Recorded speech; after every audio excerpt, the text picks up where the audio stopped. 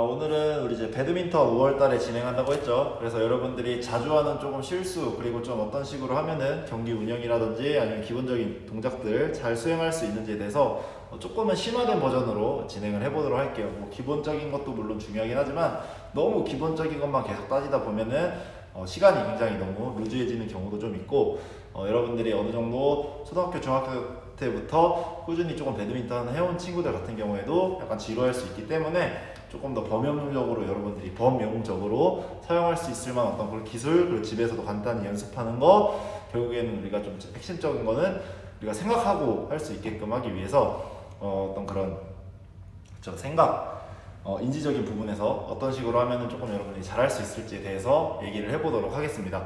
다시 한번 또 그리고 공지를 해드리지만, 자, 5월 7일입니다. 5월 7일까지 여러분들 선생님 제 메일 있죠?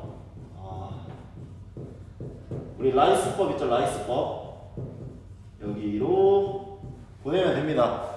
분량 같은 경우에는 크게 상관이 없습니다. 뭐 30초든 1분이든 상관이 없고, 너무 편집에도 열의를 올리지 않으셔도 괜찮고요. 영상에만 다만 나오면 된다는 점, 그리고 2인 이상일 경우, 그리고 4명까지 최대 진행을 하는 친구들 같은 경우에는 역할 분담한 거를 보고서에 간단하게 써주시면 됩니다. 뭐 양식을 딱히 만들어서 할 필요는 없고요. 대신에 영상에는 반드시 나와야 된다는 점 다시 한번 또 얘기해 드리도록 할게요.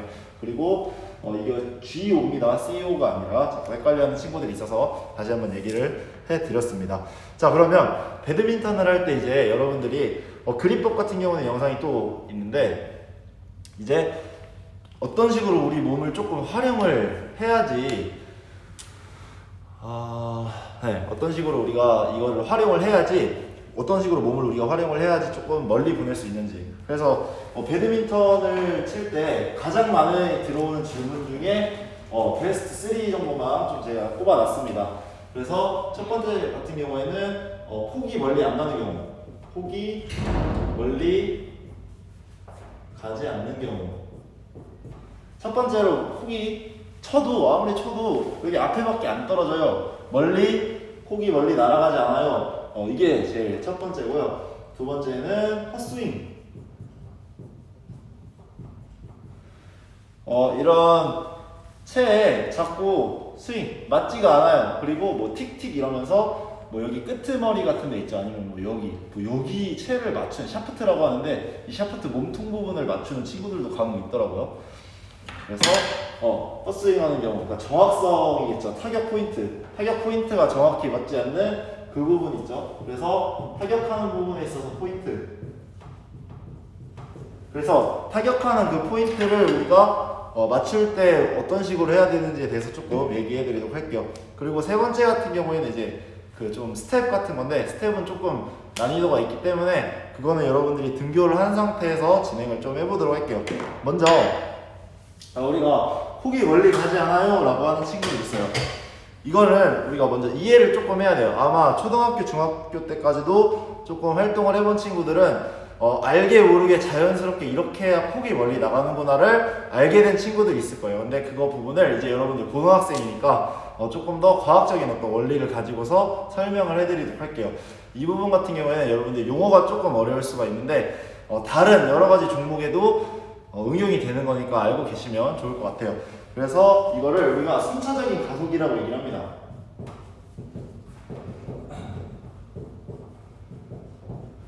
말이 조금 어려운데, 순차적인 가속. 자, 그래서 이게 순차적 가속. 용어 그대로 보면은 어떤 순서적인 부분에 있어서 가속, 속도가 점점, 이게 더할 가짜잖아요, 속도가. 그쵸? 그래서 점점 더 순서대로 빨라진다. 자, 이게 무슨 뜻이냐면, 우리가 몸이 이런 식으로 고정되어 있는 상태에서 멀리 나가지 않는 친구 같은 경우에는 고정되어 있는 상태에서 그냥 이런 식으로 배드민턴을 타겟팅을 하는 경우가 있습니다. 이런 경우에는 우리가 가속, 그리고 순차적인 가속도 이루어지지 않는다고 얘기하는데, 자, 뭐냐면 예를 들어 이게 간단하게 이 휴지를 우리가 셔틀콕이라고 얘기를 해봅시다. 이 셔틀콕을 우리가 치는 거에 있어서 결국에는 우리가 이 셔틀콕에 얼마만큼 강한 충격량을 주느냐에 따라서 이 셔틀콕이 얼마만큼 강한 충격량을 주느냐에 따라서 이 셔틀콕의 운동량이 결정이 됩니다. 이 셔틀콕이 그래서 그 운동량이 많으면 많을수록 전달되는 어떤 운동 속도의 변화가 크면 클수록 좀 더 멀리 빠르게 날아가게 되는 건데, 이거를 순차적인 가속 없이 말 그대로 그냥 이런 식으로 우리가 움직이게 된다면 콕은 당연히 멀리 날아가지가 않습니다. 운동량을 제대로 전달하지 못하기 때문에. 그래서 우리가 처음부터 내니껏 쳐야지 이런 식으로 하면 안 되고, 이 라켓이 움직일 때 여기서부터 여기까지 움직인다고 할게요. 여기서부터 여기까지. 근데 이렇게 움직이는 것보다 이렇게 움직이는 거 있죠. 자, 차이를 다시 한번 볼게요. 여기서 힘을 준 상태에서 이렇게 움직이는 것보다 이런 식으로 움직이는 거. 두 번째로 이렇게 한 거는 그냥 좀 더 빨리 휘두르는 거 아니에요? 그쵸? 빨리 휘두르는 건 맞는데 여기에는 일단은 가속이 들어가 있습니다. 순차적 가속 조금 이따 얘기를 해드릴게요. 가속. 그래서 말 그대로 속도가, 자, 여기서부터 여기까지 움직인다고 제가 얘기를 했죠. 다시 이걸 조금 그림으로 약간 표현을 해볼게요. 여기다 하는 게 좀 편하려나? 오케이, 좋아요. 자, 이런 식으로 각도가 있다고 칩시다. 칠판 이상해. 그러면 자, 여기서부터 여기까지 이런 식으로 움직인다고 쳐요. 여기가 이제 회전 반경이에요. 이런 식으로 우리가 회전 반경이라고 얘기를 할게요.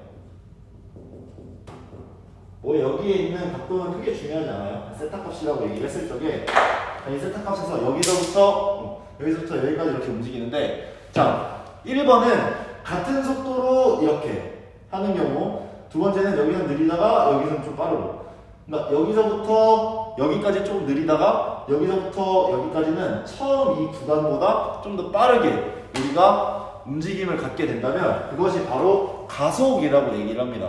그래서 이 셔틀콕의 특성상 이 가속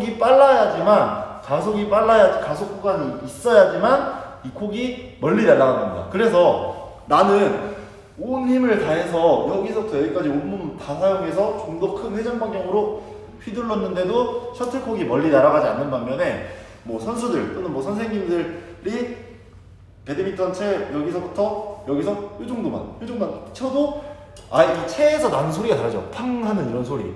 그게 바로 이 가속 때문입니다. 이 가속이 생기기 때문에 전체 구간에서의 맥시멈 스피드가 어떤 건지는 크게 중요한 게 아니라 그만큼 빠르진 않더라도 약간의 그러한 가속으로 인해서 셔틀콕에 가해지는 그 힘이 커지기 때문에 이 콕이 굉장히 멀리 나가는 겁니다. 그래서 우리 경기 같은 거 하는 거 보거나 하면은 배드민턴 선수들의 몸이 어때요? 막 팔 알통이나 이런 근육들이 막 우락부락 하면서 막 덩치잡고 이런 거요? 그렇지 않죠? 그럼에도 불구하고 그런 식으로 파괴력 있는 스매싱과 파워를 만들어내는 것은 바로 이러한 가속을 만들어낼 줄 아는 기술인 것 때문입니다. 그래서 이 가속을 만들어내기 위함은 그 영상에 선생님이 말했던 것처럼 포핸드 같은 경우에는 이 주먹치기. 그래서 아마 이 영상을 처음으로 보는 친구들은 다음 교과창제 또는 스포츠생활 영상에서 얘기를 나올 텐데, 이 손을 순간적으로 이렇게 잡는 거 있죠. 얘를 꽉 힘을 주고 이 팔꿈치나 어깨를 세게 휘두르는 게 아니라 얘는 살짝만 움직이는 거고 이 손목으로 움직이는 거. 근데 정확하게 말하면 손가락을 꽉 잡는 거죠. 순간적으로 손가락에 힘을 풀고 있다가 순간적으로 손가락을 꽉 잡아주는 거예요. 그래서 이 전완근을 사용하는 건데, 여기에 있는 근육을 발달시켜서 여기에 있는 근육으로 우리가 만드는 것이 바로 이 가속이라고 하는 것입니다. 그래서 어느 정도 우리가 이 가속만 할 줄 안다면, 그래서 조금 다시 쉽게 얘기하자면, 그럼 이 가속을 어떻게 해요? 라고 얘기를 한다면 손가락을 사용해. 그래서 이 손가락을 사용해서 우리가 이 전완근을 사용을 함으로써 이 가속을 만들어내서 콕을 좀 더 멀리 보낼 수 있다, 이런 것입니다. 그래서 얘를 막 크게 휘두르고 세게 휘두르고 팔 힘이 약해서 못해요가 아니라 이 손가락으로 순간적으로 이렇게 잡는 거 있죠. 손가락으로 순간적으로 잡는 요 힘을 가지고서 우리가 가속을 만들어내서 멀리 보낼 수 있다는 것입니다. 그래서 이거를 이제 조금 더 나아가서 이제 그러면 이 가속도 또 종류가 있는데, 순차적 가속이라는 방법을 사용하게 되면은 조금 더 멀리 우리가 콕을 보낼 수가 있습니다. 그럼 이 순차적 가속은 무엇이냐? 그럼 여기 순차적이니까 순서가 들어가는 거죠. 그럼 어떤 순서를 얘기하는 거냐라고 얘기를 했을 적에 우리가 근위에서 원위, 그러니까 가까운 그 부위를 얘기하는 거죠. 근위, 근위에서 원위. 근위 같은 경우에는 우리 몸에서 가까운. 그럼 뭐 예를 들면은 자 지금 선생님이 이렇게 뭐 팔을 이렇게 폈을 적에 자 어깨가 제 몸에서 가깝나요? 아니면 팔꿈치가 내 몸에서 가깝나요? 아니면 손목이 내 몸에서 가깝나요? 했을 때 뭐 다 손 붙어 있는 건데 내 몸에서 가깝다는 게 뭐지? 우리 몸에서 가깝다 멀다, 가깝다 멀다예요. 가까운 거는 심장으로부터 어느 정도 가까운지, 심장으로부터 얼마나 먼지를 얘기하는 겁니다. 우리 몸을 얘기를 할 때 그 해부학적인 그 용어 자체에서. 그래서 근위에서 원이라고 얘기를 했죠. 그래서 우리가 예를 들면은 배드민턴을 쓸 때 주로 사용하는 거는 엄밀히 정확하게 말하자면 처음에는 허리, 어깨, 팔꿈치, 손목 관절입니다. 근데 뭐 허리까지 지금 완전히 얘기하기는 조금 어려울 수 있으니까 이 근위라고 하는 부분을 여기서부터 원위하는 거 순서를 얘기를 할 때 우리 심장으로부터 가까운 거. 자, 어깨, 팔꿈치, 손목을 가장 많이 사용을 해요. 배드민턴 이걸 휘두를 때. 자, 지금 폭이 멀리 가지 않는 이유에 대해서 가속을 해야 되는 거 그리고 순차적 가속을 어떻게 하는지에 대해서 설명하고 있습니다. 근위에서 원위. 그래서 심장에서 가까운 어깨입니다. 처음에 어깨, 그 다음에 팔꿈치, 뭐 주관절이라고도 표현을 하긴 하는데 엘보예요. 엘보. 그리고 손목 리스트.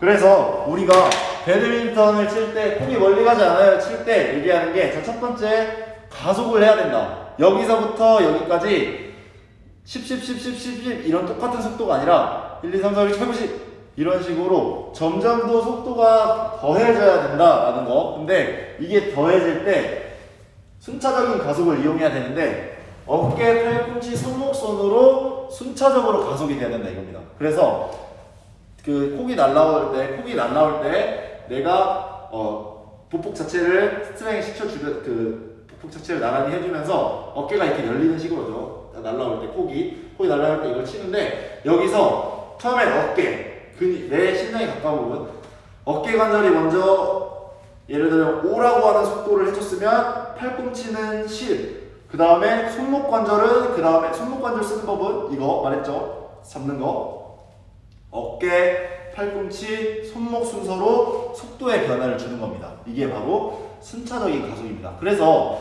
우리가 이 동작이 여러 가지 운동 종목에도 포함이 되는데 던지기 종목 예를 들면 우리 플라잉 디스크도 사실 마찬가지였죠. 그래서 뒤에서부터 어깨, 팔꿈치, 손목 이거를 우리가 해머 던지기 같은 게 할 때 동작 똑같았죠. 그래서 선생님이 잡아줬을 적에 어깨가 열려서 어깨, 팔꿈치, 손목 순서로 점점 더 속도가 빨라지면 된다 이거죠. 야구공 던질 때랑 똑같습니다. 그래서 야구공 던질 때 똑같이 그 콕이 날라왔을 적에 야구공을 잡고 있다는 생각을 하고 여기서부터 잘 멀리 못 날리는 경우 순차적인 가속을 사용하지 못하는 경우에는 팔꿈치, 어깨, 손목이 같이 이런 식으로 나갑니다. 이런 식으로. 그럼 이건 푸시의 형태가 되는 거거든요. 우리가 스트로크라고 얘기를 해요. 스트라이크라고 얘기를 하고 치기 동작에서 이러한 순차적인 가속이 나와야 되는데 이게 동시에 이런 식으로 옵니다. 뻗어지는 형태로. 이거는 이제 투포환. 여기에 있는 매개 변수의 그 물질 자체가 굉장히 무거운 투포환을 던질 때 이렇게 되는 거고 스트라이크 같이 가벼운 어떤 매개를 우리가 쳐야 되는 경우, 던져야 되는 경우에는 손에 힘 뺀 상태에서 손목 힘 안 들어가게 팔꿈치도 힘 빼고 처음에는 어깨 관절 이렇게 내려가서 틀어지는 관절 있죠? 틀어지고 그 다음에 팔꿈치 구부러지고 마지막에 손목 여기서 잡아주기 세 손가락으로. 그래서 이러한 동작으로서 이게 스트라이크가 돼야지 순차적 가속이 이루어져서 결국에는 폭이 멀리 갈 수 있다 이것입니다. 아셨죠? 그래서 먼저 폭이 멀리 가지 않는 친구들 같은 경우에는 영상에 선생님이 말했던 것처럼 처음에 포핸드 같은 경우에는 이거 3개 손가락 힘 뺀 상태예요. 여기에 이런 식으로 틈이 보여야 돼. 얘가 들려 있어야 됩니다. 이런 식으로. 이 상태에서 이 2개 손가락으로만 얘를 잡고 있다가 이 3가지 손가락을 순간적으로 잡는 거. 요거 연습 계속. 하나, 둘, 셋, 넷, 다섯, 여섯, 일곱, 여덟. 그래서 이거를 계속 꽉 집은 상태에서 팔꿈치만 이렇게 휘두르는 연습을 하는 게 아니라 손목만 연습하는 겁니다. 이게 가속 연습. 그 다음에 이게 이제 좀 된다. 좀 더 멀리 완전히 하이 클리어라든지 백핸드 클리어 하고 싶다라고 하는 친구들 경우는 순차적 가속 연습을 해야겠죠. 순차적 가속은 마찬가지로 여기서 자 하나 둘 셋 다시 하나 팔꿈치 셋 어깨 팔꿈치 손목 이것을 연습을 했을 때 콕이 원하는 방향으로 아주 멀리 그리고 스매시 같은 거 연습할 때도 이런 식으로 원리를 알고 연습을 하면 됩니다. 아셨죠? 그래서 집에서도 충분히 이러한 펜 같은 거 가지고도 처음에 가속 연습 그리고 순차적인 가속 연습 하나 둘 셋 이걸 조금 다르게 하나 둘 이게 빨라지면 여기서 하나 바로 연관된 상태에서 결국에는 사실은 제일 중요한 게 마지막에 요거 잡는 겁니다. 푸시 같은 경우 백핸드 같은 경우에는 엄지로 누르는 거 연습거든요. 그래서 전완근의 힘이 빠졌다가 순간적으로 텐션이 오르게끔 하는 여기서 가속이 나오는 거거든요. 순차적 가속은 전체 관절 메커니즘에 따라서 나타나게 되는 거고요. 그래서 이런 식으로 콕이 멀리 가지 않는다 했을 때 이러한 식으로 연습을 할 수가 있고요. 헛스윙 같은 거, 자 이거 같은 경우에는 우리가 조금 여기서 설명할게요. 헛스윙 같은 경우에는 우리가 정확히 타겟팅을 하지 못하는 정확히 내가 날아오는 것에 있어서 예측을 내가 하지 못하는 경우를 말합니다. 예측과 관련되어 있는 동체 시력을 우리가 잘 갖고 있지 못하는 경우나 능력이 부족한 친구들이 헛스윙을 많이 하게 되는데 이거 같은 경우는 우리가 그래서 연습을 할 때 어떤 부분이 도움이 되냐면 보조하는 보조손. 자 무슨 말이냐면 배드민턴 날아갈 때 콕이 날아와요. 그럼 어떤 식으로 하냐면 이렇게 차렷하고 있는 자세에서 그냥 이렇게 휘두릅니다. 근데 휘두르고 공은 떨어지죠. 헛스윙이 아니에요. 그게 아니라 항상 이 반대손 있죠. 셔틀을 들고 배드민턴 라켓을 펜이어도 좋아요. 들고 있는 손 있죠. 이 손 반대에 놀고 있는 손은 항상 대각에 위치고 이동을 하는 겁니다. 대각에 위치고. 그래서 콕이 날아올 때는 선생님 같은 경우에 사실 손바닥을 위로 향하는 이런 식으로 얘를 보조손을 만들어 주는데 이런 식으로 손등을 위로 해도 상관없어요. 그래서 콕이 날아올 때 콕이 날아오는 그 지점을 손으로 짚고 있는 겁니다. 손으로 짚고 있는 상태에서 무게중심이 뒤에서 앞으로 이동을 하면서 이 손을 당겨주는 거예요. 당겨주면서 이렇게 우리가 수영 롤링 있죠? 크롤링 그 자유형 할 때 프리스타일 유형 자유형 할 때 이 대칭 구조, 이 협응 구조가 절대 협응 구조인데 이 구조를 만들면서 쳐주는 연습을 했을 때 이 예측 능력이 향상이 되면서 타격 포인트가 높아지게 됩니다. 아셨죠? 그래서 집에서 기본적으로 연습을 할 때 라켓이 없어도 좋아요. 이런 펜으로 연습해도 됩니다. 이런 가벼운 것도